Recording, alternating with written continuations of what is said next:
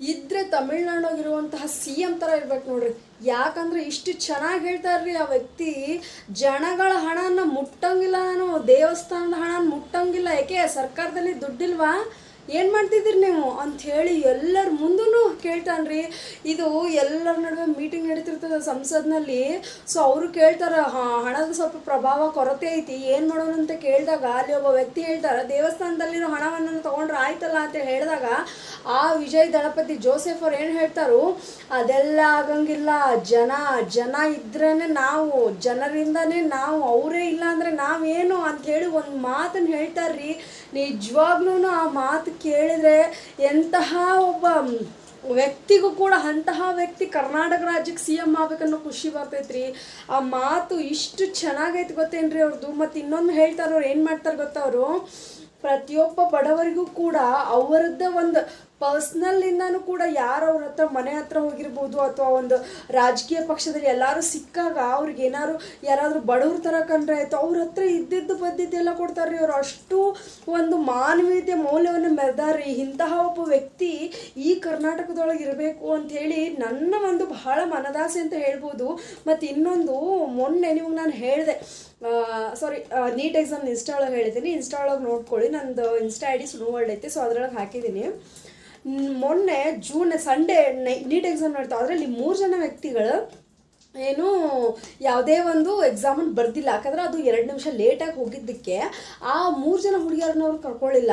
ಇದೇ ಶಿಕ್ಷಣ ಸಮಿತಿಯೊಳಗೆ ಏನು ಹೇಳಕತ್ತಾರು, ನೀವು ಹೆಣ್ಮಕ್ಳಿಗೆ ನಿಮಗೆ ನಾವು 2 ಗಂಟೆ ಮಟ್ಟ ಟೈಮಿಂಗ್ ಕೊಟ್ಟೆವು, 1 ಗಂಟೆ ಮಟ್ಟ ಮಧ್ಯಾಹ್ನ ಮಟ್ಟ ಟೈಮಿಂಗ್ ಕೊಟ್ಟರೆ ಬೆಳಗ್ಗೆಯಿಂದ ಏನು ಮಾಡಿದ್ರು ನೀವು, ಬರುವಂತಹ ನೆಸೆಸಿಟಿ ಇತ್ತು, ಬಟ್ ನೀವು ಯಾಕೆ ಬರಲಿಲ್ಲ, ಎಲ್ಲರೂ ಬಂದಿದ್ದಾರಲ್ಲ, ನೀವು 3 ಜನಕ್ಕೆ ಯಾಕೆ ಆಗಲಿಲ್ಲ ಅಂತ ಹೇಳಿಬಿಟ್ಟು ಶಿಕ್ಷಣ ಸಚಿವ ಹೊಳ್ಳಪ್ಪ ಅವ್ರಿಗೆ ಪ್ರಶ್ನೆ ಹಾಕಕತ್ತಾರೆ. ಆಯ್ತು ರೀ, ನಿಮ್ಮಂಗೆ ಹೇಳೋಣ, ಈಗ ಸಪೋಸ್ ಅಂಥ ಒಂದು ಇದರೊಳಗನೆ ಕಾಂಗ್ರೆಸ್ ಅವರು ಅಧಿವೇಶನ ಇಟ್ಕೊಳ್ಳೋ ಅವಶ್ಯಕತೆ ಇರಲಿಲ್ಲ ಅಲ್ಲ. ಅವಶ್ಯಕತೆ ಏನಿತ್ತು, ನೀಟ್ ಅಂದರೆ ಏನು ದೊಡ್ಡ ಎಕ್ಸಾಮ್ ರೀ, ಅದು ಡಾಕ್ಟರ್ ಆಗುವಂಥ ಕನಸು ನನಸಾಗುವಂಥ ದಿನ ಅದು. ಅಂಥ ಟೈಮಲ್ಲಿ ಇರೋ ಅವಶ್ಯಕತೆ ಏನಿತ್ತು, ಇಡೀ ಟ್ರಾಫಿಕನ್ನು ಜಾಮ್ ಮಾಡೋ ಅವಶ್ಯಕತೆ ಏನಿತ್ತು, ಯಾವುದೂ ನೆಸೆಸಿಟಿ ಇರಲಿಲ್ಲ ಅಲ್ಲ. ಆದರೂ ಕೂಡ ಇವ್ರು ಮಾಡಿದ್ರು.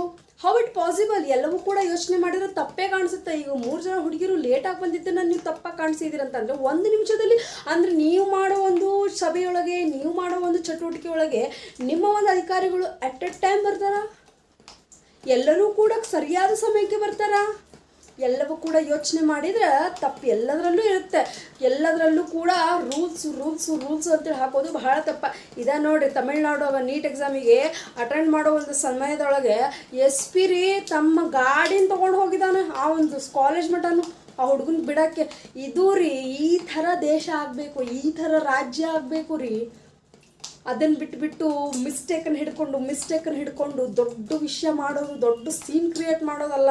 ಯಾಕಂತಂದರೆ ಮಿಸ್ಟೇಕ್ ಮಾಡೋದು ಮನುಷ್ಯನ ಒಂದು ಗುಣ ಇರ್ತದೆ, ಅದನ್ನು ಬದಲಾವಣೆ ಮಾಡ್ಕೋಬೇಕು. ಹೌದು, ಟೈಮ್ ಆಗೈತಿ, ಲೇಟ್ ಆಗೈತಿ ಹಾಗಂತ ಹೇಳಿಬಿಟ್ಟು ಒಂದು ಎಕ್ಸ್ಕ್ಯೂಸ್ ಕೊಡೋಕೆ, ಅದು 1 ನಿಮಿಷ ರೀ, ಏನು 1 ತಾಸಲ್ಲ 2 ತಾಸಲ್ಲ ಇವ್ರು ಈ ರೀತಿ ಮಾಡಿದ್ದೆ. ಒಂದು ಹುಡುಗಿ 3 ಜೀವನ ಹಾಳಾಯ್ತಲ್ರಿ. ವರ್ಷಾನುಗಟ್ಲೆ 3-4 ವರ್ಷಗಟ್ಟಲೆ ಮಾಡಿರೋ ಪ್ರಯತ್ನ ಬರೀ 1 ನಿಮಿಷಕ್ಕೆ ಹಾಳು ಮಾಡಿದ್ರಲ್ರಿ ನೀವು. ಅದೇ 1 ನಿಮಿಷ ಲೇಟಾಗಿ ಬಂದಾರ ಅಂತ ಹೇಳಿಬಿಟ್ಟು ಇದು ಯಾವ ರೀತಿ ನ್ಯಾಯ ರೀ?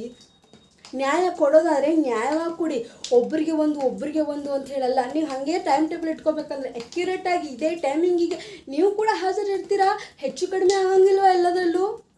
ನೀವು ಅಕ್ಯುರೇಟಾಗಿ ನಿಮ್ಮ ಮಾನವೀಯತೆಯನ್ನು, ಸಾಕ್ಷಿ ಅನ್ನೋದು ಏನಾದರೂ ಇದ್ದರೆ ನಿಮ್ಮ ಹತ್ರ ನೀವು ಹೇಳ್ತೀರಾ. ನೀವು ಎಲ್ಲವೂ ಕೂಡ ಒಂದೇ ದೃಷ್ಟಿಕೋನದೊಳಗೆ ನೋಡಿದ್ರೆ ಕೆಲವೊಬ್ಬರ ಲೈಫ್ಗಳು ಎಷ್ಟೋ ಹಾಳಾಗ್ತಾವ್ರಿ.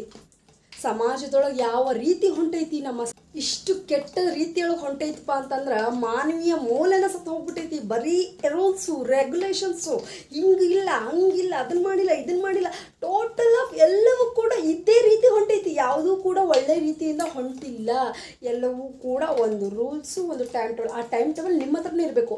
ಏನೇ ಒಂದು ಎಕ್ಸಾಮ್ ಇರಲಿ, ಏನೇ ಒಂದು PM ಬರಲಿ, CM ಬರಲಿ, ಯಾರೇ ಬರಲಿ, ರೋಡ್ ಬ್ಲಾಕ್ ಮಾಡೋ ನೆಸೆಸಿಟಿ ಇರೋಂಗಿಲ್ಲ. ಯಾಕಂತಂದರೆ ರೂಲ್ಸ್ ಅಲ್ಲ, ಸಾಮಾನ್ಯ ಜನರು ನಮ್ಮಿಂದನೇ ನೀವು, ನಿಮ್ಮಿಂದ ನಾವಲ್ಲ, ನಾವಿದ್ರೇ ನೀವು.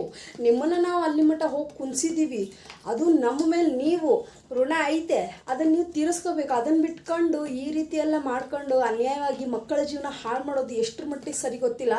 ತಮಿಳ್ನಾಡು CM ನೋಡ್ಕೊಳ್ಳಿರಿ. ಮಾನವೀಯತೆ ಅಂದರೆ ಏನು, ಜನರ ಪರವಾಗಿ ಹೋರಾಡೋದಂದ್ರೆ ಏನಂತೇಳಿ ತೋರಿಸ್ಕೊಡ್ತಾರೆ. ಅದು ಸಂಸದಲ್ಲಿ ಮುಖಕ್ಕೆ ಹೊಡೆದಂಗೆ ಹೇಳ್ತಾರೆ. He is a real hero. ಫಿಲ್ಮಲ್ಲೂ ಹೀರೋ, ರಿಯಲಲ್ಲೂ ಹೀರೋ ಕೂಡ ಆದರು. ನಿಜವಾಗ್ಲೂ ಹ್ಯಾಟ್ಸ್ ಆಫ್ ಅಂತ ಹೇಳ್ಬೋದು. So thank you so much everyone.